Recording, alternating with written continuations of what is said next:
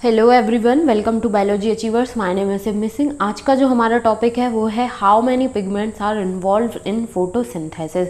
Photosynthesis के process में कितने पिगमेंट जो हैं वो इन्वॉल्व होते हैं, ये सारी की सारी चीज़ें हम आज के इस पर्टिकुलर वीडियो में डिटेल में डिस्कशन करने वाले हैं। इससे पहला जस्ट प्रीवियस वीडियो जो था जिसमें हमने देखा था कि where does photosynthesis take place. Photosynthesis का जो प्रोसेस है वो प्लांट के किस पार्ट में होता है, कौन से सेल में होता है, ये चीज़ हम डिटेल में डिस्कशन कर चुके हैं, जिसमें हमने क्लोरोप्लास्ट का जो स्ट्रक्चर है वो भी डिटेल में पढ़ा था और पूरा का पूरा प्रोसेस जो है वो भी देखा था। अगर यदि वो वीडियो नहीं देखा है तो मेक श्योर कि वो वीडियो ज़रूर देखें, क्योंकि ये जो चैप्टर स्टार्ट हुआ है ये एक सीक्वेंस वे में हम पढ़ रहे हैं, जिसमें आज की जो वीडियो है अगर कल का पार्ट नहीं देखा है तो मे बी थोड़ी बहुत चीज़ें जो हैं वो समझ में ना आए। सो इस तरीके से हो सकता है, तो एक सीक्वेंस वे में वीडियोस जो है उनको भी ज़रूर देखें। सो स्टार्ट करते हैं। Looking at plants, have you ever wondered why and how there are so many shades of green in their leaves even in the same plant. अब यहाँ पर हमसे ये बोला गया है कि कभी जब हम प्लांट को देखते हैं तो हमारे मन में एक कोई भी क्वेश्चन या फिर हम बोल सकते हैं कि एक क्यूरियोसिटी जनरेट होती है। एक सेम प्लांट जो है उसमें जितनी भी लीव्स होती हैं उनमें क्यों और कैसे डिफरेंट शेड्स जो हैं ग्रीन कलर के वो हमें दिखाई देते हैं। तो अगर यदि ये चीज़ नोटिस नहीं की है तो अपने अराउंड प्लांट को देखें, प्लांट की सारी लीव्स जो हैं उनको देखें, तो उसमें ना कुछ कुछ शेड्स जो हैं वो हमें दिख जाएंगे। कोई ऐसी लीफ होगी जो एकदम डार्क ग्रीन कलर की होगी, और जहाँ पर जो रूट शूट एपिकल मेरिस्टेम होता है, दैट मीन्स कि न्यू लीव्स जहाँ से अराइज होती है, बहुत टाइनी टाइनी सी जो लीव्स होती हैं वो बहुत ही लाइट येलोइश ग्रीन कलर की हमें दिखाई देती हैं। तो ये एक सेम प्लांट में डिफरेंट शेड्स जो हैं वो हमें क्यों और कैसे दिखाई देते हैं सेम प्लांट के अंदर। तो इस चीज़ के बारे में हमने कभी सोचा है? नहीं सोचा है। तो अब प्लांट को देखना है अपने आसपास में और उसकी लीव्स को देखना है, क्या डिफरेंट डिफरेंट शेड्स जो हैं हमें दिखाई दे रहे हैं सेम प्लांट की लीव्स में। Can we look for an answer to this question by trying to separate the leaf pigment of any green plant through paper chromatography? अब ये जो क्वेश्चन हमसे पूछा ऊपर में, ठीक है, तो इसका आंसर हमें एक टेक्निक होती है जिसको हम पेपर क्रोमेटोग्राफी के नाम से जानते हैं। इस टेक्निक को हम यूज़ करके लीफ के अंदर जो पिगमेंट्स प्रेजेंट हैं उनको सेपरेट करते हैं, और जब इस टेक्निक को यूज़ करते हैं, पिगमेंट को सेपरेट करते हैं, तो उससे हमें पता चलता है कि लीफ के अंदर कौन सा पिगमेंट प्रेजेंट है और वो पर्टिकुलर पिगमेंट किस कलर के लिए रिस्पॉन्सिबल है। So a chromatographic separation of the leaf pigment shows that the color that we see in leaves is not due to single pigment but due to 4 different pigment। जब हम इस technique से leaf के अंदर जो pigments present हैं उनको separate करते हैं तो हमें रिजल्ट्स क्या मिलते हैं कि जो एक लीफ है उसके अंदर जो कलर है वो सिर्फ और सिर्फ एक सिंगल पिगमेंट की वजह से नहीं होता है। उसमें जो कलर है उसको देने वाला जो पिगमेंट कलर दे रहे हैं लीफ को, उसके लिए 4 डिफरेंट पिगमेंट्स जो हैं वो रिस्पॉन्सिबल होते हैं। अब हम देखते हैं कि ये 4 डिफरेंट पिगमेंट्स जो हैं वो कौन कौन से होते हैं और ये हर एक पर्टिकुलर पिगमेंट जो है वो कौन से कलर के लिए रिस्पॉन्सिबल होता है। यहाँ पर फर्स्ट पिगमेंट की बात की जाए तो जिसको हम क्लोरोफिल ए के नाम से जानते हैं। क्लोरोफिल ए जो है वो ब्राइट और ब्लू ग्रीन कलर जो है उसके लिए रिस्पॉन्सिबल होता है। कहने का मतलब ये हो गया कि अगर यदि हमें ब्राइट ब्लू ग्रीनिश कलर की लीफ दिख रही है किसी भी प्लांट की, तो वो कौन से पिगमेंट की वजह से है? वो क्लोरोफिल ए पिगमेंट जो है उसकी वजह से हमें दिख रहा है। क्लोरोफिल जो है वो येलो ग्रीन कलर जो है उसके लिए रिस्पॉन्सिबल होता है। कहने का मतलब ये हुआ कि क्लोरोफिल बी जो है वो येलो ग्रीन कलर को देता है। फिर आता है थर्ड पिगमेंट जिसको हम ज़ैंथोफिल के नाम से जानते हैं। तो बहुत सारे ऐसे प्लांट्स होंगी जिनकी लीफ जो है वो हमें येलो कलर की दिखती है, या फिर जब प्लांट की लीफ जो है वो डिकेइंग स्टेज पर होती है, गिरने वाली होती है, तो वो लीफ जो है वो येलो कलर में टर्न हो जाती है। तो ये कौन से पिगमेंट की वजह से होता है? ये होता है ज़ैंथोफिल नाम के पिगमेंट की वजह से। उसके बाद फोर्थ पिगमेंट जो है जिसको हम कैरोटेनॉइड्स के नाम से जानते हैं। कैरोटेनॉइड्स जो है yellow to yellow orange colour. Yellow से येलोइश ऑरेंज कलर जब हमें किसी भी लीफ का दिख रहा है तो वहाँ पर उस लीफ को देखकर हमें ये समझ लेना है कि ये कौन से पिगमेंट की वजह से है, ये कैरोटेनॉइड नाम के पिगमेंट की वजह से है। तो यहाँ पर इम्पॉर्टेंट पॉइंट जो है इस पर्टिकुलर चैप्टर का, सॉरी इस पर्टिकुलर टॉपिक का, वो क्या हो जाता है कि 4 डिफरेंट क्या होते हैं, पिगमेंट्स होते हैं। जैसे कि क्लोरोफिल ए जो है ये क्या है, ब्लू ग्रीन कलर को देता है। क्लोरोफिल बी की अगर हम बात करें तो ये कौन से, येलो ग्रीन कलर को देता है। अगर यदि हम ज़ैंथोफिल्स की बात करें तो ये येलो कलर के लिए रिस्पॉन्सिबल होता है, और कैरोटेनॉइड्स जो हैं वो येलो ग्रीन कलर के लिए रिस्पॉन्सिबल होते हैं। सो ये हमें शॉर्ट नोट की फॉर्म में अपने नोट्स में लिख लेना है, जिससे कि हमें रिवाइज करते टाइम पूरा पढ़ना ना पड़े इतना सारा, और बहुत ही कंसाइज वे में, बहुत ही टाइम टेकिंग प्रोसेस के साथ ये चीज़ हमारी रिवाइज हो जाए। Let us now see what roles various pigment play in photosynthesis. अब ये जो हमने 4 डिफरेंट टाइप के पिगमेंट्स जो पढ़े और कौन से कलर के लिए ये रिस्पॉन्सिबल होते हैं, तो इनका क्या रोल होता है फोटोसिंथेसिस के प्रोसेस में, ये चीज़ हम देखने वाले हैं। अब आगे हमें बताया गया है कि पिगमेंट्स जो हैं, ठीक है, ये जो 4 पिगमेंट्स हैं इनकी बात की गई है, ये वो सब्सटेंस होते हैं जिनके पास एक एबिलिटी होती है जिससे कि ये लाइट को एब्जॉर्ब करें एट स्पेसिफिक वेवलेंथ। कहने का मतलब ये हो गया कि जो विजिबल स्पेक्ट्रम होता है, जिसको हम विविग्योर के नाम से भी जानते हैं, तो उस विजिबल स्पेक्ट्रम में डिफरेंट वेवलेंथ होती है। तो उस डिफरेंट वेवलेंथ को एब्जॉर्ब करने की एबिलिटी होती है इन पिगमेंट के पास में, और ये पिगमेंट वो सब्सटेंस है जिनके पास एबिलिटी होती है लाइट को एब्जॉर्ब करने की at specific wavelength. Can you guess which is the most abundant plant pigment in the world. ये क्या है, ये क्वेश्चन है, ठीक है। इसका अगर यदि किसी स्टूडेंट को आंसर पता है तो प्लीज़ कमेंट सेशन में ज़रूर कमेंट करें, अदरवाइज़ मैं तो इसका आंसर बता ही दूंगी। वीडियो के एंड में ज़रूर इसका आंसर जानने की कोशिश करें, सो वीडियो के एंड तक बने रहिएगा। Let us study the graph showing the ability of chlorophyll A pigment that absorb light of different wavelength. अब हमें कुछ ग्राफ्स जो हैं दिए गए हैं और जिसमें कि बताया गया है कि क्लोरोफिल ए पिगमेंट जो है वो डिफरेंट वेवलेंथ की लाइट जो है उसको एब्जॉर्ब करता है। इसके पास एबिलिटी होती है डिफरेंट वेवलेंथ की लाइट्स को एब्जॉर्ब करने की। तो ये ग्राफ हम 1 बाय 1 देखेंगे। Of course, you are familiar with the wavelength of visible spectrum of light as well as the Vivigneur। अब यहाँ पर इतना एक्सपेक्ट किया जाता है बच्चों से कि जो विजुअल स्पेक्ट्रम की लाइट है और विविग्योर वाला जो रीजन है, इसकी जो वेवलेंथ होती है आप उससे फैमिलियर होंगे। दैट मीन्स कि आपको उसका पता होगा। क्यों? क्योंकि ये चीज़ हम फिज़िक्स में पढ़ते हैं। अगर यदि नहीं पढ़ा है तो पहले वो वहाँ से वो वाला कॉन्सेप्ट जो है वो क्लियर करें और उसके बाद ये पर्टिकुलर टॉपिक जो है उसको समझने की कोशिश करें, तो बहुत और अच्छे से समझ में आने वाला है। अगर फिर भी ये वाला विजुअल स्पेक्ट्रम की जो वेवलेंथ है, लाइट है, उसके बारे में नहीं पता है, फिर भी ये कॉन्सेप्ट जो है वो अच्छे से समझ में आ जाएगा, क्योंकि इतना टफ है नहीं। अब हम 1 बाय 1 ग्राफ्स जो दिए गए हैं उनको स्टडी करने की कोशिश करते हैं। तो यहाँ पर है हमारे पास 3 डिफरेंट ग्राफ दिए हुए हैं। ओहो,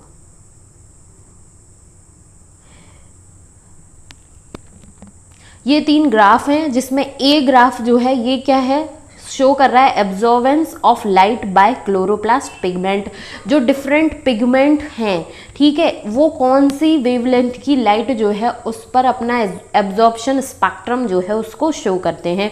तो ग्राफ ए में क्या बोला गया है हमसे, ग्राफ ए दैट मीन्स कि 11.3a graph showing the absorption spectrum of chlorophyll A, B and the carotenoid. जो क्लोरोफिल ए पिगमेंट है, क्लोरोफिल बी पिगमेंट है और कैरोटेनॉइड जो है, इसका जो एब्जॉर्प्शन स्पेक्ट्रा है उसको शो कर रहा है ग्राफ नंबर 1। तो यहाँ पर हम देखते हैं कि किस तरीके से ये एब्जॉर्प्शन स्पेक्ट्रम जो है वो पढ़ा जाता है। यहाँ पर हमसे बोला गया है ये 400 नैनोमीटर की रेंज है, यहाँ पर अप्रॉक्स 500 है, ये क्या है यहाँ पर 600 नैनोमीटर है और यहाँ पर क्या है 700 मीटर है। तो अगर यदि यहाँ पर हम पहले तो देख लेते हैं कि ये जो ग्रीन कलर से दिखा हुआ है ये क्लोरोफिल बी का एब्जॉर्प्शन स्पेक्ट्रम है, येलो कलर से जो हमें शो हो रहा है वो कैरोटीनॉइड का एब्जॉर्प्शन स्पेक्ट्रम है, और ये जो ब्लू कलर से शो हो रहा है ये क्लोरोफिल ए का एब्जॉर्प्शन स्पेक्ट्रम है। तो सबसे पहले अगर यदि हम बात करें कि क्लोरोफिल ए का जो एब्जॉर्प्शन स्पेक्ट्रम है, यहाँ पर हम देख सकते हैं कि क्लोरोफिल ए की जो मैक्सिमम एब्जॉर्प्शन स्पेक्ट्रम जो है वो यहाँ पर मिल रहा है। तो इसकी रेंज जो है वो बिटवीन अप्रॉक्स होती है 420 से 430 नैनोमीटर के बीच में क्लोरोफिल ए जो है मैक्सिमम एब्जॉर्प्शन शो कर रहा है। साथ ही साथ इसकी एक पीक हमें यहाँ पर मिलती है, ठीक है, जो कि होती है, जिसको हम बोल सकते हैं कि 650 नैनोमीटर के अराउंड क्लोरोफिल ए की सेकंड पीक जो है वो हमें मिल रही होती है। ये हो गया क्लोरोफिल ए का एब्जॉर्प्शन स्पेक्ट्रम। अगर यदि हम क्लोरोफिल बी की बात करें तो क्लोरोफिल बी का जो एब्जॉर्प्शन स्पेक्ट्रम हमें यहाँ दिख रहा है, जो कि हमने यहाँ पर 400 था, यहाँ पर अप्रॉक्स 500 था, तो ये हमें 470 बोल सकते हैं या फिर 460 भी बोल सकते हैं हम। तो 460 से 470 के बीच में मैक्सिमम जो एब्जॉर्प्शन होता है क्लोरोफिल का वो इस पर्टिकुलर वेवलेंथ पर होता है। और अगर यदि हम कैरोटीनॉइड्स की बात करें तो इसमें यहाँ पर एक पीक हमें यहाँ पर मिल रही है और एक पीक जो है वो यहाँ पर मिल रही है। तो फर्स्ट वाली पीक की अगर हम बात करें तो ये हो जाता है अप्रॉक्स 440 नैनोमीटर के अराउंड, और ये हो जाता है 450 नैनोमीटर के अराउंड। सो कैरोटीनॉइड जो है उसकी एक एब्जॉर्प्शन पीक हमें 440 नैनोमीटर के अराउंड मिलती है और दूसरी पीक जो है वो 450 नैनोमीटर के अराउंड मिलती है। सो ये इस तरीके से था chlorophyll A, chlorophyll B and carotenoids जो है उसका एब्जॉर्प्शन स्पेक्ट्रम। अब हम रीड करते हैं सेकंड ग्राफ जो है, जिसमें हमें क्या बताया गया, रेट ऑफ फोटोसिंथेसिस। फोटोसिंथेसिस का जो रेट है उसके बारे में बताया गया है। फोटोसिंथेसिस का action spectrum, absorption action spectrum जो है उसके बारे में बताया गया है। सो फोटोसिंथेसिस का मैक्सिमम रेट ऑफ फोटोसिंथेसिस हमें कहाँ पर देखने को मिल रहा है, अगर यदि यहाँ पर हम फिर से मार्क करें, ये 400 अराउंड हो गया, यहाँ पर 500 अराउंड हो गया, तो 430 नैनोमीटर के अराउंड 430 नैनोमीटर के अराउंड हमें मैक्सिमम रेट ऑफ फोटोसिंथेसिस देखने को मिलता है। साथ ही साथ सेकंड जो पीक मिलती है वो हमें मिलती है 460 नैनोमीटर के अराउंड, ठीक है। तो दो पीक मिल रही हैं रेट ऑफ फोटोसिंथेसिस में। एक पीक जो है वो मिल रही है हमें 430 नैनोमीटर के अराउंड, एक मिल रही है 450 से 460 बोल सकते हैं हम, तो 460 नैनोमीटर के अराउंड सेकंड पीक जो है रेट ऑफ फोटोसिंथेसिस की वो हमें देखने को मिल रही है। अब थर्ड वाले ग्राफ जो है इसमें हमसे क्या बोला गया है इसको देख लेते हैं।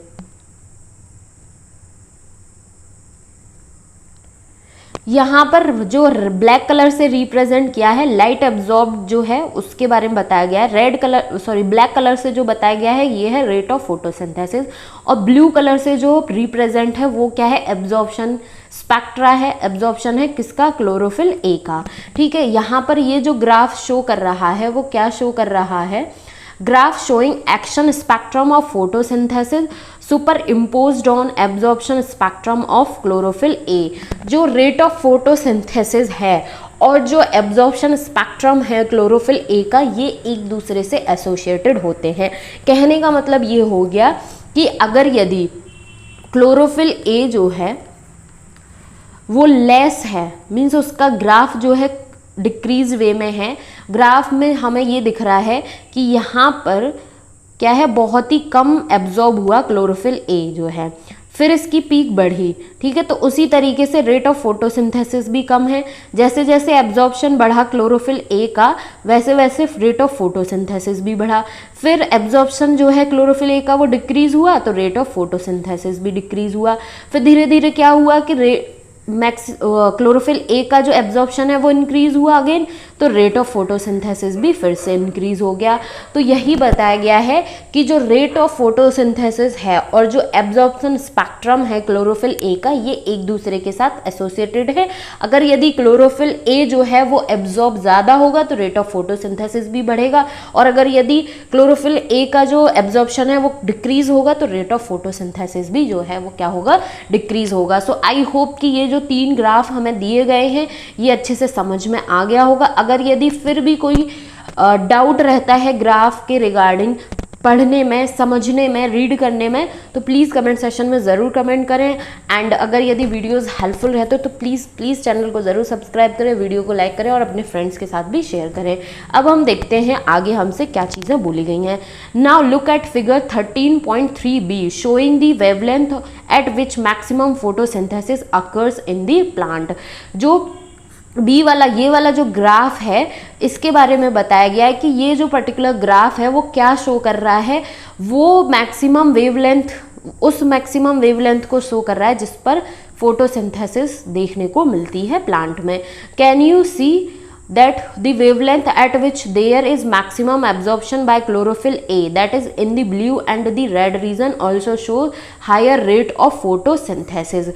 जो हमने देखा कि क्लोरोफिल ए जो था वो 420 से 430 के बीच में एक मैक्सिमम एब्जॉर्प्शन शो कर रहा था। तो ये जो वेवलेंथ थी 420 से 430 की, ये क्या है, ये ब्लू एंड रेड लाइट का जो रीजन है वो होता है, और इसी रीजन में मैक्सिमम फोटोसिंथेसिस जो है वो देखने को मिलती है। Hence, we can conclude that chlorophyll A is the chief pigment associated with photosynthesis। और इस बेसिस पर हम ये कंक्लूड कर सकते हैं कि क्लोरोफिल A जो है वो चीफ पिगमेंट है जो कि फोटोसिंथेसिस से एसोसिएटेड होता है। But by looking at figure 13.3c, can you say that there is a complete one-to-one overlap between the absorption spectrum of chlorophyll A and the action spectrum of chlorophyll action spectrum of photosynthesis. अब जो सी वाला, third वाला जो graph था उसमें दिखाया गया है कि ये दोनों जो है, क्लोरोफिल ए का जो एब्जॉर्प्शन स्पेक्ट्रम है और जो फोटोसिंथेसिस का एक्शन स्पेक्ट्रम है वो एक दूसरे को ओवरलैप कर रहे हैं। ये क्यों कर रहे हैं? क्योंकि ये दोनों जो प्रोसेस हैं, एब्जॉर्प्शन स्पेक्ट्रम जो है क्लोरोफिल ए का और जो एक्शन स्पेक्ट्रम है फोटोसिंथेसिस का, ये एक दूसरे से एसोसिएटेड है। जैसे ही क्लोरोफिल ए जो है वो मैक्सिमम लाइट को एब्जॉर्ब करेगा तो रेट ऑफ फोटोसिंथेसिस भी बढ़ेगा। अगर यदि क्लोरोफिल ए जो है लाइट को कम एब्जॉर्ब कर रहा है तो रेट ऑफ फोटोसिंथेसिस भी जो है वो कम हो जाएगा, डिक्रीज हो जाएगा। सो ये क्या है, ये एक दूसरे से एसोसिएटेड होते हैं। These graphs together show that most of the photosynthesis take place in the blue and red region of the spectrum। अब ये जो हमने ग्राफ्स की स्टडी की, ठीक है, पिगमेंट्स के बारे में जाना, तो इससे हमें ये पता चलता है कि मोस्ट ऑफ द फोटोसिंथेसिस का प्रोसेस, ज़्यादातर फोटोसिंथेसिस का जो प्रोसेस है वो कौन से रीजन में देखने को मिलता है, ब्लू और रेड रीजन जो है स्पेक्ट्रम की, उसमें देखने को मिलता है। ठीक है, मोस्ट ऑफ दी है, लेकिन कुछ बचा हुआ है। Some photosynthesis does take place at the other wavelength of the visible spectrum। कुछ फोटोसिंथेसिस का प्रोसेस जो है वो अदर वेवलेंथ जो है विजिबल स्पेक्ट्रम की अदर वेवलेंथ पर भी देखने को मिलता है। Let us see how this happen. अब ये जो कुछ अदर वेवलेंथ पर भी फोटोसिंथेसिस का प्रोसेस देखने को मिल रहा है, तो ये किस तरीके से होता है ये जानते हैं। द क्लोरोफिल ए, यहाँ पर ए जो है वो मिसिंग है। So chlorophyll A is the major pigment responsible for trapping light. Chlorophyll A जो है वो मेजर पिगमेंट होता है जो कि लाइट को कैप्चर करता है, लाइट को ट्रैप करता है, उसके लिए रिस्पॉन्सिबल होता है। अदर थैलेकॉइड पिगमेंट्स, ठीक है, अदर थैलेकॉइड पिगमेंट्स में आ गए जैसे कि क्लोरोफिल बी हो गया, ज़ैंथोफिल हो गया, कैरोटेनॉइड हो गया।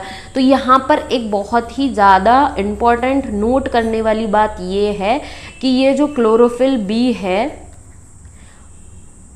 ज़ैंथोफिल हो गया, कैरोटेनॉइड हो गया, ये जो तीन पिगमेंट हैं इनको हम एसेसरी पिगमेंट के नाम से भी जानते हैं। ये बहुत बहुत ज़्यादा इंपॉर्टेंट है, नीट एग्जाम में पूछ भी लिया जा सकता है।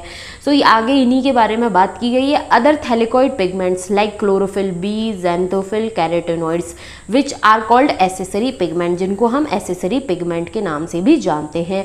Also absorb light and transfer the energy to chlorophyll A. ये जो एसेसरी पिगमेंट हैं ये क्या करते हैं, ये भी लाइट को कैप्चर करते हैं, लाइट को ट्रैप करते हैं, लाइट को एब्जॉर्ब करते हैं और उसको एब्जॉर्ब करके क्या करते हैं, ट्रांसफ़र कर देते हैं क्लोरोफिल ए पर। अब ये जो ट्रांसफ़र है ये क्यों ज़रूरी होता है, क्योंकि एक तो ये जो एसेसरी पिगमेंट्स हैं ये क्या करते हैं, लाइट को एब्जॉर्ब की, लाइट को एब्जॉर्ब करके उसको यूटिलाइज करते हैं फोटोसिंथेसिस करने के लिए। साथ ही साथ ये क्या है, फोटो ऑक्सीडेशन का जो प्रोसेस है उससे क्लोरोफिल ए को प्रोटेक्ट करते हैं। ये दो फंक्शन भी होते हैं एसेसरी पिगमेंट्स के। सो यही आगे हमसे बात की गई थी। Indeed they not only enable a wider range of wavelength of incoming light to be utilised for photosynthesis but also protect chlorophyll A from photo oxidation. So chlorophyll A जो है उसको फोटो ऑक्सीडेशन से बचाते हैं और साथ ही साथ light जो है उसको एब्जॉर्ब करके उसको यूटिलाइज करते हैं फोटोसिंथेसिस के प्रोसेस के लिए। सो ये पूरा का पूरा हमारा यहाँ पर कंप्लीट हो जाता है, how many pigments are involve in photosynthesis. अगर यदि इस पर्टिकुलर टॉपिक के रिगार्डिंग कोई कन्फ्यूजन है, कोई पॉइंट नहीं समझ में आता है तो प्लीज़ कमेंट सेक्शन में ज़रूर कमेंट करें, वीडियो को लाइक करें, अपने फ्रेंड्स के साथ भी शेयर करें एंड प्लीज़ चैनल को ज़रूर सब्सक्राइब करें। और क्या कहते हैं, अगर यदि कोई भी स्टूडेंट जो वीडियो देख रहा है, बहुत सारे बच्चे देख रहे होंगे, तो क्या कहते हैं, अगर यदि आप चाहते हैं कि आपका नीट एग्ज़ाम फर्स्ट अटैम्प्ट में और बहुत ज़्यादा से ज़्यादा 2 अटैम्प्ट में क्वालिफाई हो, तो मेरी एक ही आपको एडवाइस है कि अपनी कंसिस्टेंसी जो है, अपनी जो रेगुलरिटी है स्टडी करने की, उसको प्रॉपर तरीके से मेंटेन करें और ऑनेस्ट वे में अपने जो टाइम है उसका यूटिलाइजेशन करें। Thank you so much.